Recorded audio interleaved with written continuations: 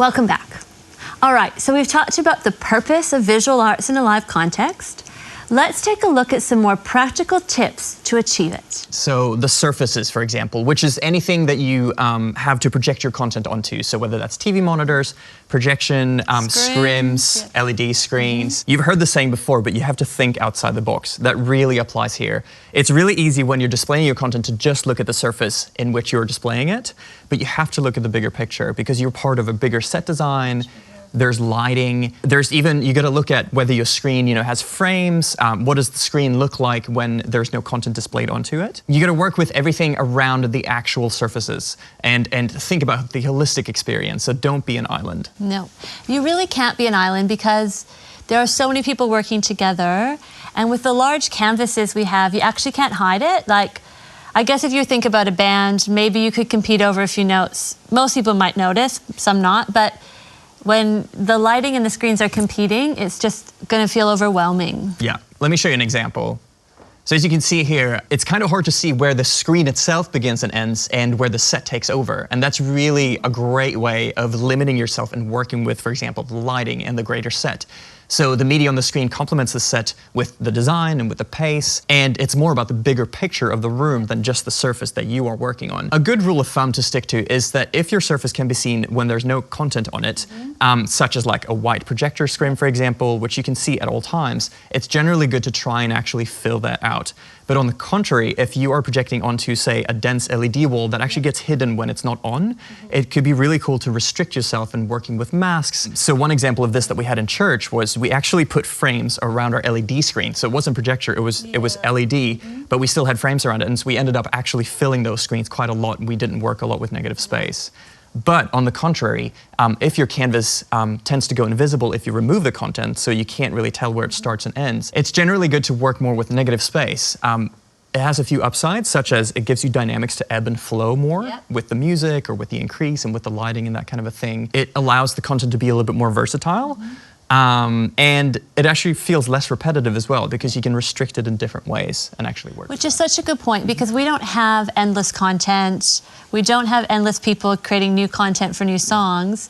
So that's a really good way to make it feel fresh each time we might sing a song a few more times. Yes. Yeah. So when we're talking specifically about screen content, we do need to remember, as we mentioned earlier, we're part of a larger visual team. And our combined work amounts to one look, and so communication and collaboration are key. Think of it as a dance, where sometimes your content will be more predominant, sometimes it'll follow suit, but it's always in sync and intentional, and deciding when your content takes a back seat and lets the space breathe is just as important as when it takes center stage, so to speak. So to give you an example of when we did this, which we often do, like when the screen worked with the lighting, is if you have a look at this clip here, you'll see that the screen content flashes as the lighting hits and as the drums hit.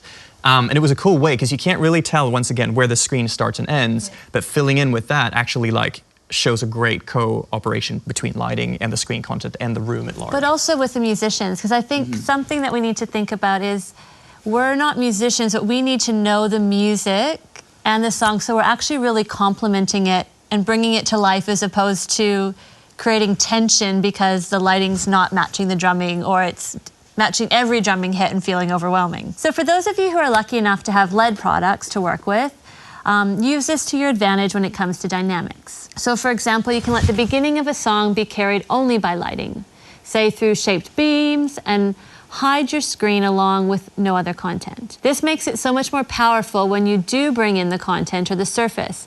And as we mentioned before, that lets the song build. It gives, and even when we talked about earlier about storytelling, it lets you tell a journey and a story through the song. You also need to know your teams. You need to know the capacity of your team, so you aren't asking too much of them. And I know in our environment, we might be working with different team each week.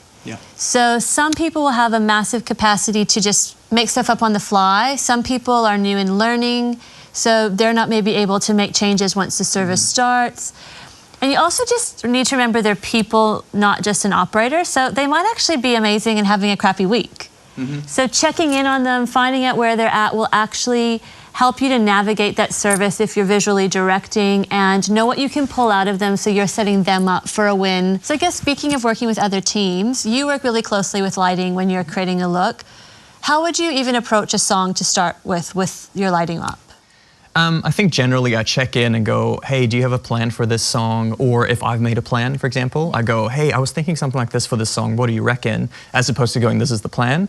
It depends on who's more senior in the room, who has more experience, but humility is often the best way, always the best way, I would say. And then there are certain things that songs have in common. So for example, brand identity. So a certain song might have a certain set of colors that we generally go to, and it's always safe to go back to those things together. Another thing as well is making sure that your content is malleable, so you could tweak a few things and actually fit it better with what lighting is doing, for example. And I've seen you do that, kind of if you look at the set of a song, go, well, these 3 songs are really identifiable, so we'll stick to that, and then there's space to either go, maybe this is just lighting for this song because we don't have content, and thinking holistically as well as per song. Yes, that's right.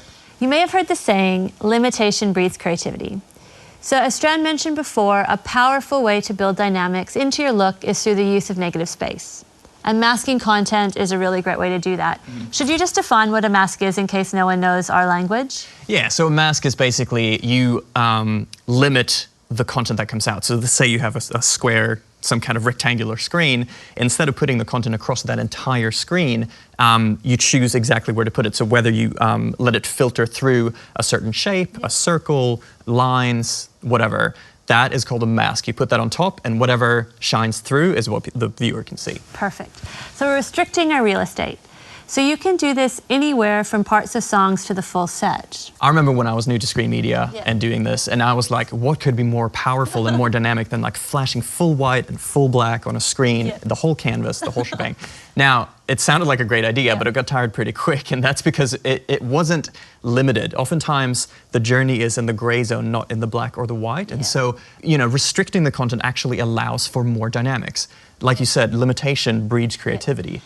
And I know from a set design perspective, I always felt like if I could get the operators and the lighting ops to imagine the different layers, it would mean my set would live longer because there was longevity and depth in what we could create with the same canvas. Yeah. So there are a few upsides to using masks. Number one, I would say, is the brand identity. I remember I was on one of the tours, No Other Name, and that song, No Other Name, for the tour, the screen basically was just vertical strips. There was no dense LED screen, and so the content was already limited to quote-unquote mask. Now, when we got back home, we had our dense LED screen back, but instead of just chucking that content onto the screen, we tried the same approach of limiting that screen as if it was just thin strips of LED. It was also great because that means I could change the clip that I was playing and just keep that mask in place, which meant the song was still on brand. I could still change the clip and make it feel fresh.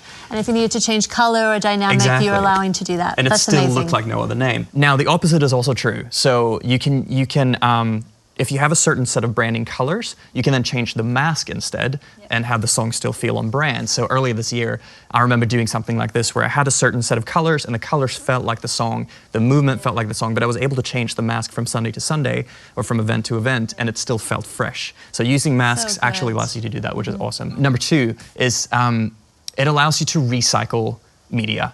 It allows you to recycle clips that you have, because we all know we're pretty limited on stuff sometimes. Very limited. So it actually allows for the media to stay fresh for longer. And so that's why masks are really great to use in that way. The mask itself almost becomes the new look instead of changing the media and going for hunts for new clips all the time. And actually, I remember a few months ago we started doing upper room worship, and we wanted it to feel really different without any resource. Yes. So the way we achieved that was actually doing a full mask and changing the whole way the shape of the set looked. And it felt fresh, even though it was old content. And then point number three, which I love as well, is using masks can change the perception of your surfaces. So you can make a screen look wider or taller depending on what kind of mask you use. When it's hard to see where the screen starts and ends, or even how many screens exist. So you can check out this example. If I lit up the whole canvas, it would look big, sure, but it wouldn't look like 4 big pillars. So by using a mask, we were able to create what looks like 4 different pillars, 4 different LED screens, and it actually changed the perspective of what it looked look like. And number 4, using masks actually allows for dynamic range. So if a song grows, for example, in a certain moment, you can allow the mask to expand and all of a sudden use more of the surface. I remember one time using this, for example, in Let Go, like you see on the clip here. We've restricted the media to a small box in the center of the screen, so you can't really see where the screen starts or ends. It's just restricted, but there's still good energy going. But then when the chorus hits, it goes across the entire canvas and it looks amazing, and you're blown away because you don't know where the screen was starting or ending, and now you see the fullness of the surface. What you're saying is like a moment, that moment can last forever, but you don't need it up the whole time, and its power is in you wanting more of it. That's right. Yeah, the build. Well, thank you so much for that. And that brings us to the end of lesson 2. So next up, we'll have a look at some more broader concepts when it comes to visual direction.